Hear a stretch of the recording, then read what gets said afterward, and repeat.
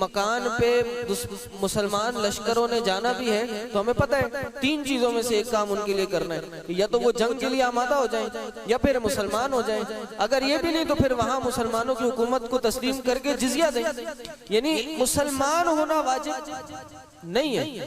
اور یہ بات جو اسی سے نکلتی ہے وہ یہ کہ اگر ہم جب مسلمان ہو گئے، ہم جب اسلام کے دائرے میں داخل ہو گئے، اب دین کے اسلام کو ہم نے جو پابندیاں ہیں، جو قوانین ہیں، اس کو فالو کرنا ہے، اب ہمارے پہ واجب ہے۔ اب اگر جس عمل میں ہم پہ کسی معاملے میں زبردستی حکومت کرے یا کوئی اہل جو اس کسی معاملے سے متعلق رکھنے والے لوگ ہیں، جیسے ماں باپ کے معاملے میں آتا ہے کہ اپنے بچے پر 7 سال کی عمر کا ہو جائے تو اس کو نماز کا حکم دینا شروع کریں، اور اگر 10 سال کی عمر میں ہو جائے تو اس پہ سختی کریں، تو یہ سختی کیا ہے؟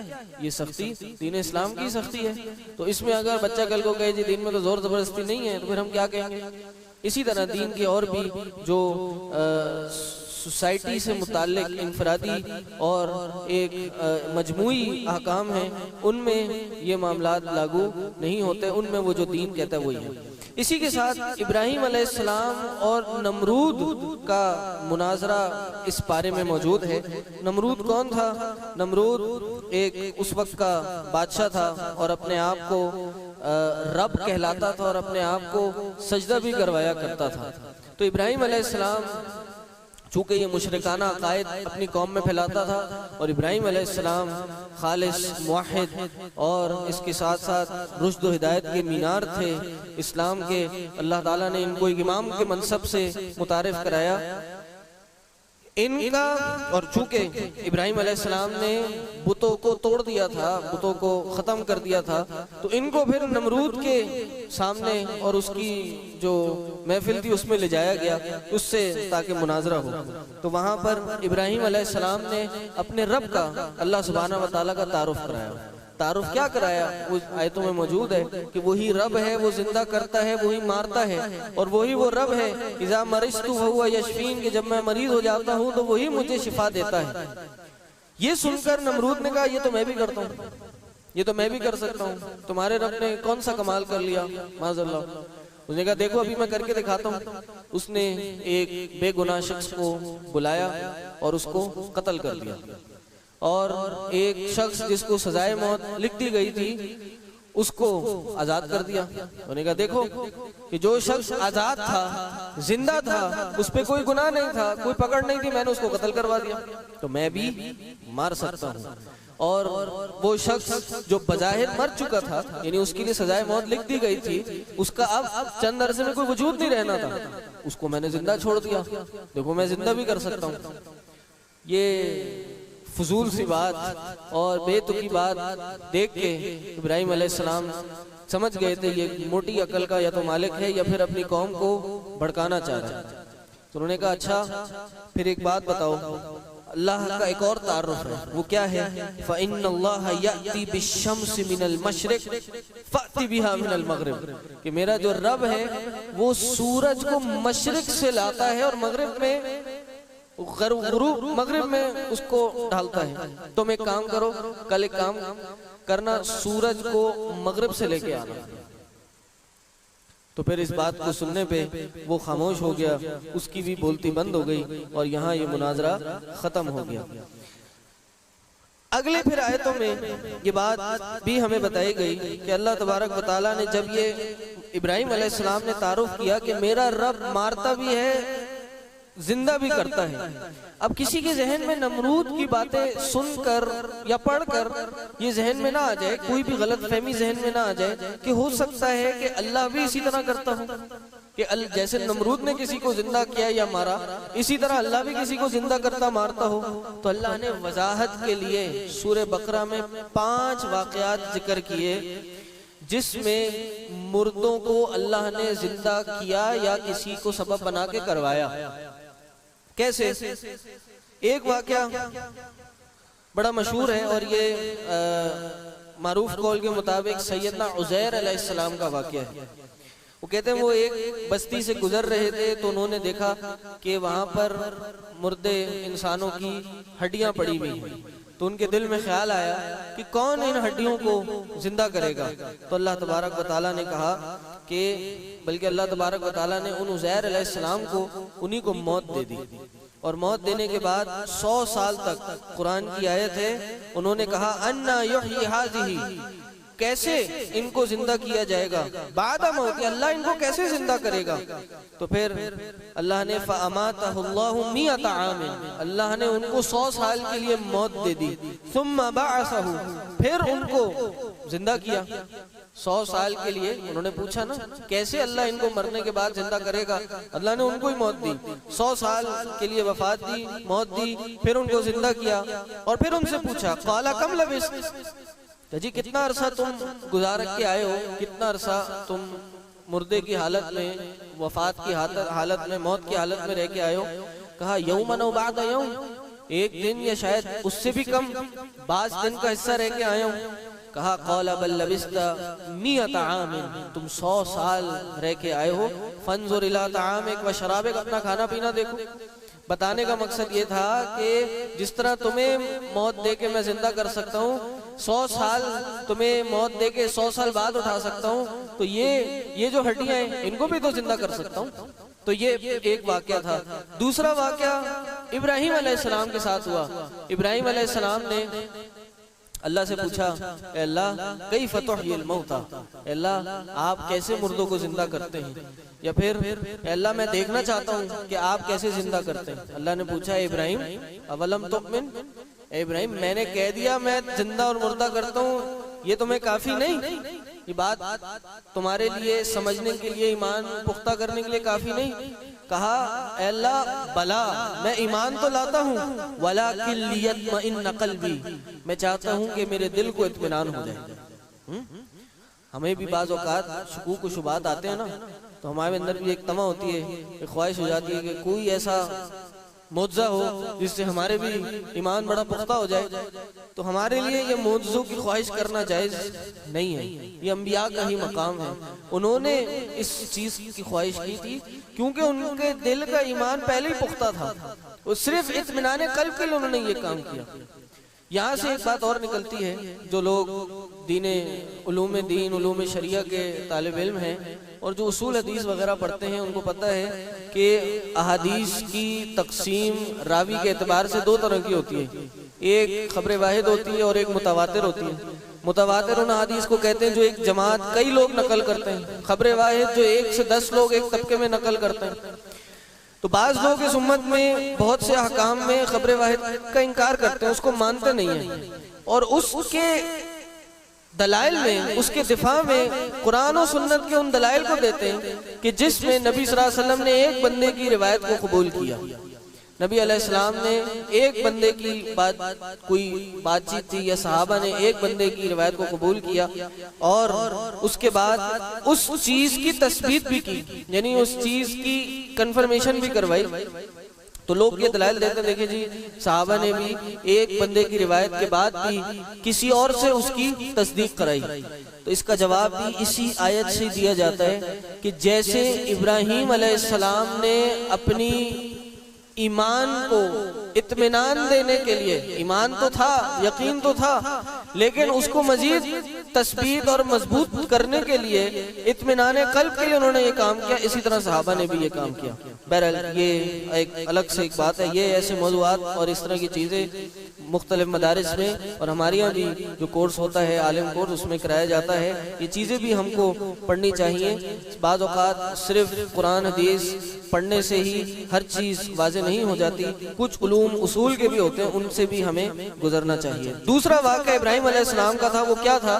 ابراہیم علیہ السلام نے کہا اللہ یہی واقعہ کہ میں دیکھنا چاہتا ہوں۔ انہوں نے کہا کہ کام یہ کرو، چند پرندے لو، ان کو اپنے سے مانوس کرو، اور پھر ان کو ذبح کر کے مختلف پہاڑوں پہ رکھ دو، پہاڑ پہ رکھ کے پھر ان کو اپنی طرف بلاؤ، تم دیکھو گے وہ تو اڑتے ہوئے تمہارے پاس آ جائیں گے۔ اور یہی ہوا، انہوں نے ان کے حصے ذبح کیا اور ان کو مختلف پہاڑوں پہ رکھا، ان کو آواز دی اور وہ اڑتے ہوئے ان کے پاس آ گئے۔ اللہ نے کہا ایسی تو میں مردے کو زندہ کرتا ہوں۔ یہ نمرود کا مردے کو زندہ کرنے والا، یہ اصل مردے کو زندہ کرنا نہیں ہے، بلکہ یہ ہے اصل۔ یہ دوسرا واقعہ۔ تیسرا واقعہ، موسیٰ علیہ السلام اپنی قوم کے ساتھ 70 سرداروں کے ساتھ کوہ طور پر گئے۔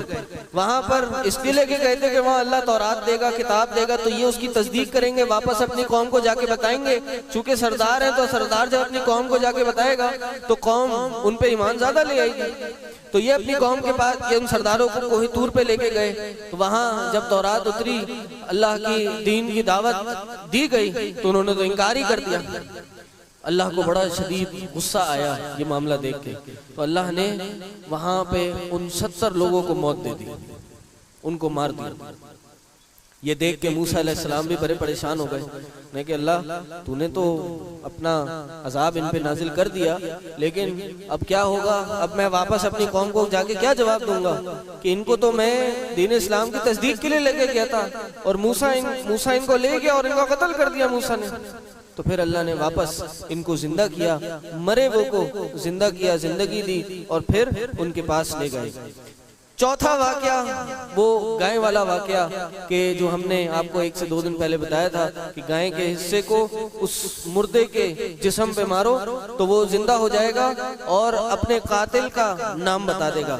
اور پانچواں واقعہ یہ ہے کہ یہ دوسرے پارے کے اندر موجود تھا کہ ایک قوم پر دشمنوں نے حملہ کیا، اور وہ قوم جو ہے چونکہ تھی تو تعداد میں بہت زیادہ، لیکن اس کے باوجود وہ وہاں سے بھاگ نکلی، بھاگ تو گئی لیکن اللہ نے رستے میں ان کو مار دیا، اور مارنے کے بعد موت دی، اور موت دینے کے بعد ان کو زندہ کر دیا، صرف یہ احساس دلانے کے لیے کہ موت سے کوئی نہیں بھاگ سکتا، سامنے دشمنان کا سامنا کرنا چاہیے۔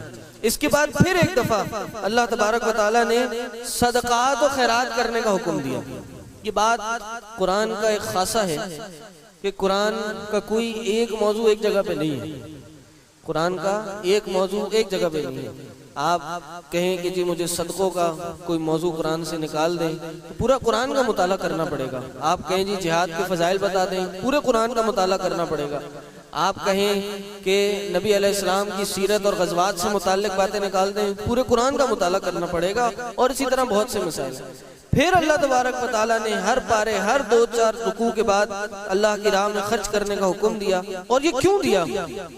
اس کے بارے میں بڑی اہم آیت ہے کہ ہر شخص نے اس دنیا سے چلے جانا ہے۔ میں نے اور آپ نے بھی اس موت کا مزہ چکھ لینا ہے۔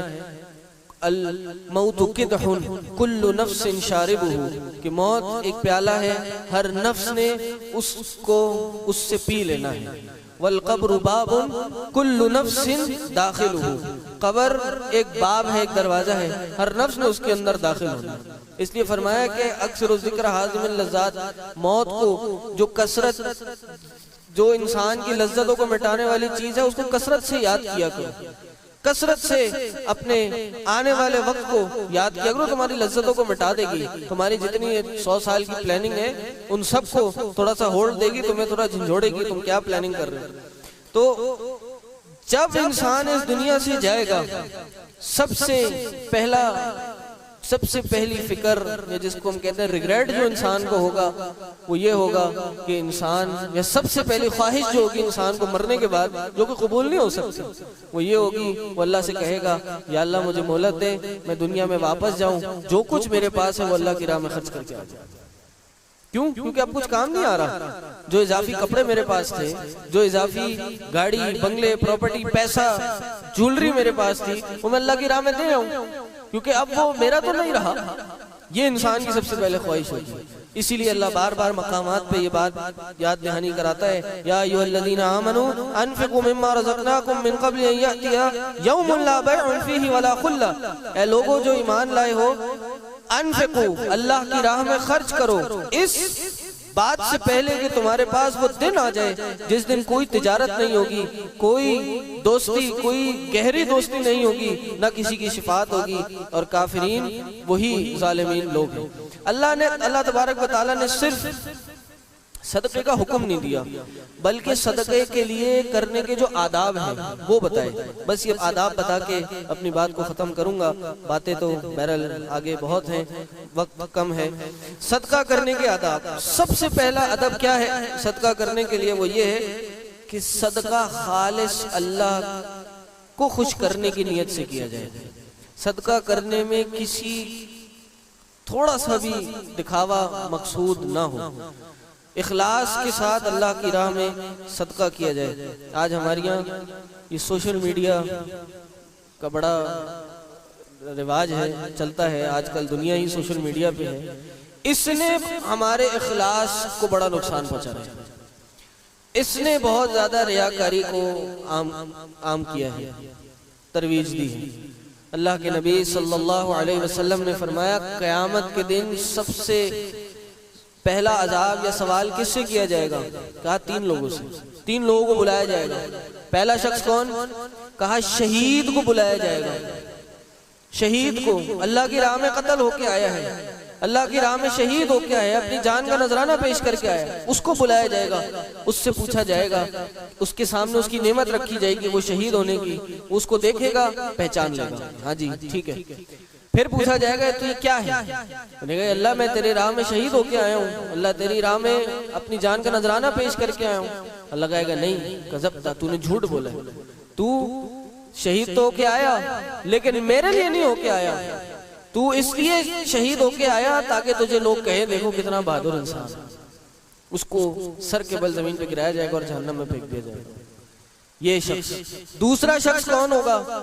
جو قاری القرآن ہوگا، عالم دین ہوگا، اس کو بلایا جائے گا، اس سے پوچھا جائے گا، اس کے سامنے اس کی نعمت جو وہ دین میں دنیا میں قرآن پڑھ کے آیا تھا، دین کی دعوت دے کے آیا تھا، اس سے پوچھا جائے گا، اس کی نعمت اس کے سامنے رکھی جائے گی، وہ پہچان لے گا، اور پہچاننے کے بعد وہ کہے گا، اللہ پوچھے گا یہ کیا ہے؟ میں کہ اللہ میں تیرے لیے قرآن پڑھ کے آیا اس دنیا میں۔ اس سے کہا جائے گا نہیں تو نے جھوٹ بولا، تو نے قرآن میرے لیے نہیں پڑھا بلکہ اس لیے پڑھا لیقال تاکہ تجھے قاری کہا جائے۔ دیکھو کتنا اچھا قاری ہے، سبحان اللہ، کیا خوبصورت تلاوت ہے، کیا خوبصورت آواز ہے، کتنا علم اللہ نے اس کو عطا کیا، تو نے اس لیے یہ قرآن پڑھ گیا۔ اس کو بھی زمین سر کے بل لٹایا جائے گا اور جہنم میں پھینک دیا جائے گا۔ یہ دوسرا شخص ہوگا جس کو عذاب ہوگا۔ تیسرا شخص کون ہوگا؟ کہا تیسرا شخص وہ جو اللہ کی راہ میں بڑا مال خرچ کر کے آیا، نہ صرف مال خرچ کر کے آیا بلکہ من اصناف کلھا، جس جہت میں جس طرح اللہ کی راہ میں مال خرچ کیا جا سکتا ہے، ہر اس جگہ پر اس نے اللہ کی راہ میں مال خرچ کیا۔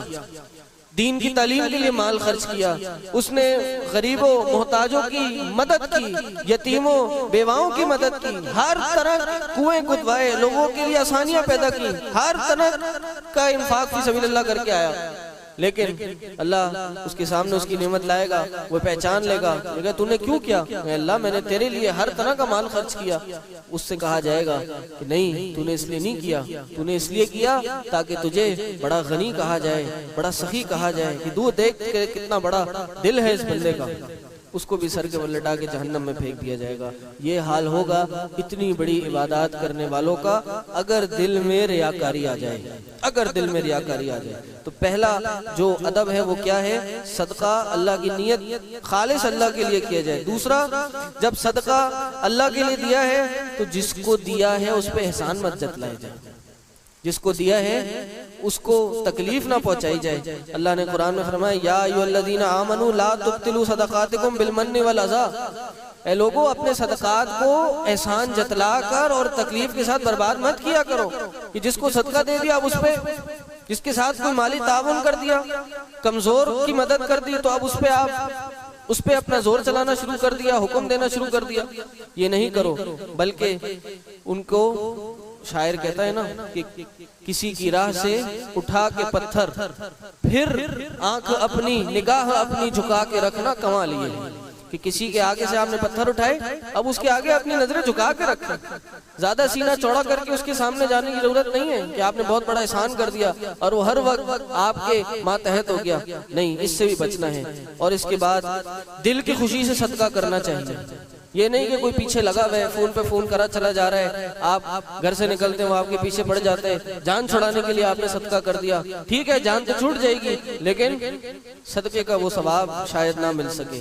اسی طرح صدقہ اچھی چیز میں دینا چاہیے، صدقہ اس مال میں سے دینا چاہیے جو آپ کو پسند ہو، اور اس کے بارے میں بھی کئی روایات اور احادیث ملتی ہیں کہ صحابہ نے کس کس طرح ان مال میں سے صدقہ کیا جو ان کو پسند تھا اور ان کو جنت میں یہ معاملہ لے گیا۔ اور آخری ادب کیا ہے کہ مال صرف ان کو نہیں دینا چاہیے جو ہمارے دروازوں پہ آئیں، جو ہمارے گاڑی کے شیشے پہ آ کے دستک دیں سگنل کے اوپر، ان کو مال دیں۔ میں تو یہ کہتا ہوں کہ یہ پیشہ ورانہ لوگ ہوتے ہیں جو ہمارے سگنلوں پہ آ کے ہم سے مانگتے ہیں، اور ہم ان کی بھی جان چھڑانے کے لیے 5 روپے 10 روپے 20 روپے صدقہ دے کے بڑا ہم اپنے آپ کو غنی سمجھتے ہیں کہ ہم نے بہت بڑا کارنامہ کر لیا آج اور بہت بڑا صدقہ اللہ کی راہ میں نکال دیا۔ نہیں، اگر صدقہ نکالنا ہے ان سفید پوش لوگوں کو ڈھونڈیے، ایک 10-20 روپے نہیں، زیادہ ان کی ضرورت کے مطابق خرچ کیجئے، ان کی ضرورتوں کو پورا کیجئے۔ اللہ کے نبی صلی اللہ علیہ وسلم نے فرمایا بہترین صدقہ کیا ہے کہ جو انسان ضرورت سے بڑھ کے کسی کی ضرورت پوری کرنے پہ خرچ کر دے۔ تو یہ جو پیشہ ورانہ لوگ ہیں ان کو نہ ہی دے تو میں کہتا ہوں بہتر ہے، بلکہ ان پیسوں کو جمع کیجئے، اکٹھے پیسے کسی ضرورت مند کی اچھی خاص ضرورت کو پورا کرنے میں صرف کیجئے۔ اللہ سے دعا ہے جو باتیں کہیں جو سنی اس پہ ہم سب کو عمل کرنے کی توفیق